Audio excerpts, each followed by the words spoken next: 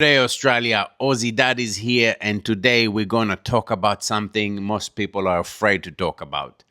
And we will define clearly what is extreme Islam and radical Islam.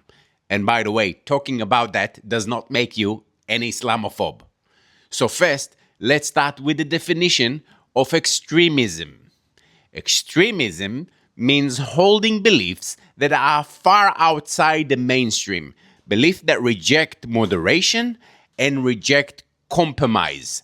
So, how do we simply visually identify extremism in Islam? Every religion has modesty. Modesty itself is not extreme.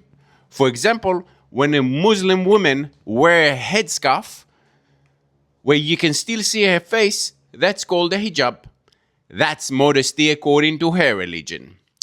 But when the covering becomes so strict that only the eyes are visible, that is called niqab.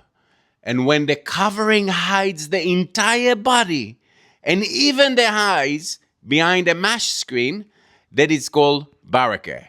Now that is the far end of the spectrum. That is where ideology moves from modesty towards extremism. Now let's talk about radicalism. Radical means advocating for fundamental changes to an existing system. Not small changes, but replacing the entire system. Example one for you. If someone says they want to replace Australia's legal and democracy systems with Sharia law, that fits the definition of radical because it calls for replacing the entire legal and political system. Example two, if someone goes further and says that force or violence should be used to make that change happen, like an intifada, this is no longer just radical. This is crossed into extremism. These definitions matter because if we cannot define the problem clearly, we cannot protect the values of the country we live in. And that's the conversation Australia needs to start having. Let me know what you think about it in the comments.